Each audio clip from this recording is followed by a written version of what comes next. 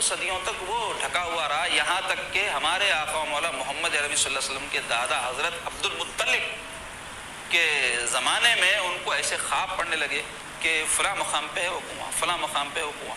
تو آپ جو ہے جب اپنی قوم کو بولے تو لوگ بولے کیا بیکار بات نہ بھائی، یہ سب ملتا کرتا نہیں، وہ صدیوں پرانا ڈھکا ہوا ہے، کہاں سے ملتا، اور ایسی پتھریلی زمین پانی کہاں سے نکلتا، آپ چھوڑیے اس کو. تو آپ رکے نہیں، جستجو کرتے کرتے مختصر یہ کہ اس کنویں کو برآمد کیا. تو اس وقت جو وہ کنواں ظاہر ہوا آج تک قائم، اور انشاءاللہ حدیث شریف میں سرکار فرماتے قیامت تک لوگوں کو اس کا پانی ملتا رہے گا. متبرک پانی ہے، کسی بھی نیت سے سرکار فرماتے اگر وہ زمزم پیے گا یعنی علم حاصل ہو، اس نیت سے پیے گا علم حاصل ہو، شفا ہو جائے، شفا ہو جائے گی، میرا فلاں کام بن جائے، اس نیت سے پیے گا تو اس کو وہ چیز حاصل ہو جائے گی. اس کی ایسی برکت ہے اس پانی کی. اس کو پیتے وقت کی دعائیں سرکار پاک صلی اللہ علیہ وسلم سکھائے، اللہم انی اسألک علما نافعا وعملا صالحا وشفاء من کل داء. یہ دعا پڑھنے کا حکم فرمائے سرکار زمزم کا جب پانی پیے تو، اے اللہ میں تجھ سے مانگتا ہوں، اللہ میں اسألک علما نافعا، ایسا علم جو نفع بخش و فائدہ مند، وعملا صالحا، نیک کاموں کی میں تجھ سے توفیق مانگتا ہوں. وہ پانی پیتے ہو دعا کرو بھائی. وشفاء من کل داء، اور ہر بیماری سے میں تجھ سے شفا طلب کرتا ہوں. تو یہ زمزم کا کنواں ہے وہاں.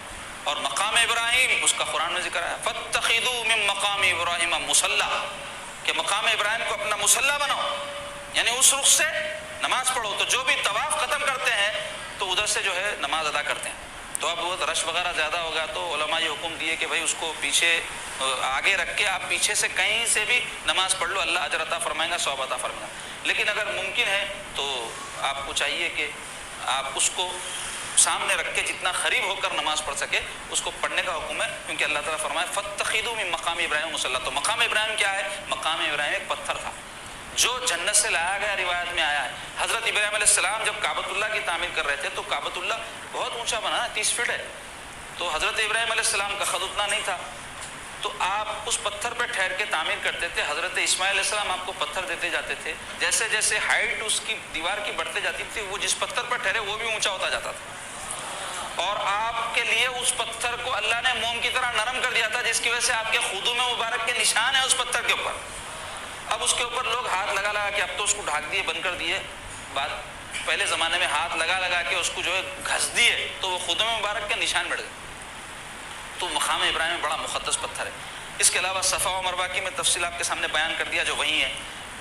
اس کے علاوہ مکہ مکرمہ میں مسجد جن ہے جہاں رسول پاک صلی اللہ علیہ وسلم جنات کو جو ہے تعلیم دیے تھے، ان کو تبلیغ فرمائے تھے، دین کی بات پہنچائے تھے، اور بہت سارے جنات آ کے حضور پاک صلی اللہ علیہ وسلم کی خدمت اقدس میں وہاں حضور صلی اللہ علیہ وسلم سے فیضیاب ہوئے تھے.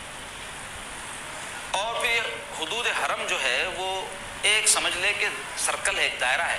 اب سرکل بولتے ایگزیکٹ جیسا گول سرکل رہتا ویسا نہیں ہے. کہیں پہ کعبۃ اللہ شریف سے 3 کلومیٹر تک، کہیں کعبۃ اللہ شریف سے 7-8 کلومیٹر تک، کہیں کچھ جو ہے فاصلے تک ایسا ایک گھیرا ہے جس کو حرم قرار دیا گیا ہے. اور یہ حرم کون قرار دیا؟ اللہ تعالیٰ مقرر فرمائے. حضرت ابراہیم علیہ السلام دعا کیے تھے اس کے لیے، تو اللہ تعالیٰ کی طرف سے کچھ حصے ایسے جو سرکل کے جو ہے گھیرے کے ساتھ مقرر کر دیے گئے مقدس.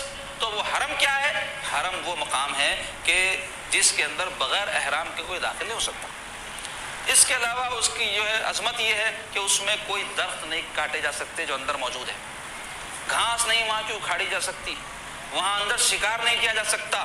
اور اگر کوئی شخص جرم کر کے اس حدود میں، حرم کے وہ سرکل میں، وہ دائرے میں داخل ہو جائے تو اس کو اس کے اندر سزا نہیں دی جا سکتی.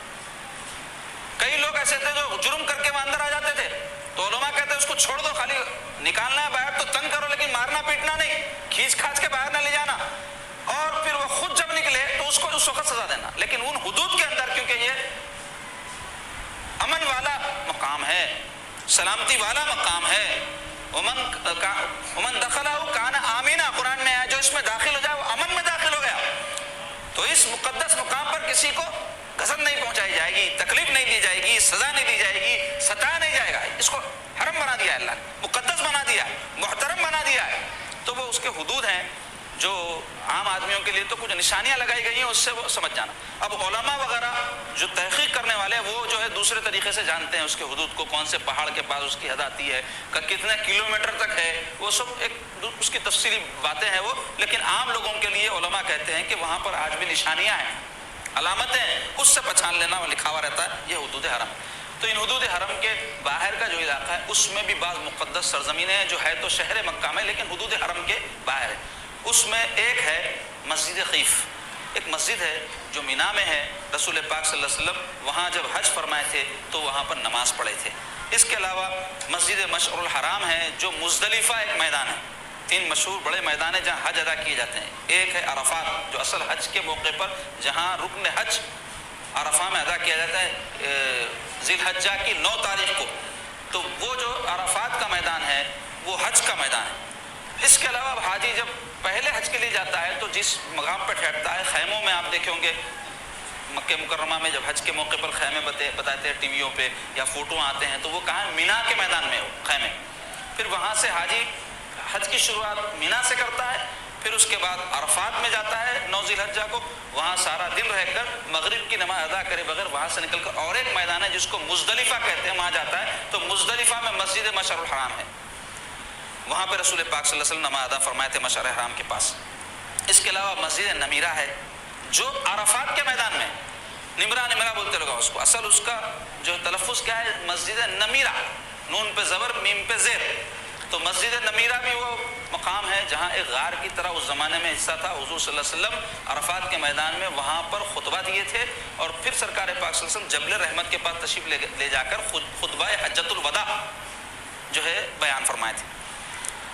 اس کے علاوہ غار حرا، یہ تو سبھی جانتے ہیں پہلی وحی جہاں نازل ہوئی ہے. یہ جبل نور ایک پہاڑ ہے 3 کلومیٹر کے فاصلے پر کعبۃ اللہ شریف سے، اس میں غار ہے، اس کو غار حرا کہتے ہیں جہاں پہلی وحی نازل ہوئی. اور غار ثور کا بھی نام آپ نے سنا ہوگا. غار ثور کون سا غار ہے؟ یہ بھی جو ہے مکہ مکرمہ کے جو ہے پاس قریب میں غار ہے. سرکار پاک صلی اللہ علیہ وسلم جب ہجرت کے لیے تشریف لے جا رہے تھے، کفار پیچھا کرے تو مدینے کا جو راستہ ہے اس کے مقابل میں ہے یہ. تو حضور پاک صلی اللہ علیہ وسلم حکمت عملی کے تحت بجائے مدینہ کے راستے پر چلنے کے، کیونکہ کفار کو اندازہ ہو چکا تھا کہ حضور مدینہ طیبہ تشریف لے جائیں گے، اس لیے مخالف سمت میں پہلے تشریف لے گئے اور جا کر غار ثور میں 3 دن تک حضرت ابوبکر صدیق رضی اللہ عنہ کے ساتھ قیام فرما ہو. تو یہ آج بھی وہ غار موجود ہے اور اونچے جو ہے پہاڑ کے اوپر ہے. تو یہ کچھ مقدس مقامات ہیں جو مکہ مکرمہ کے شہر میں ہیں.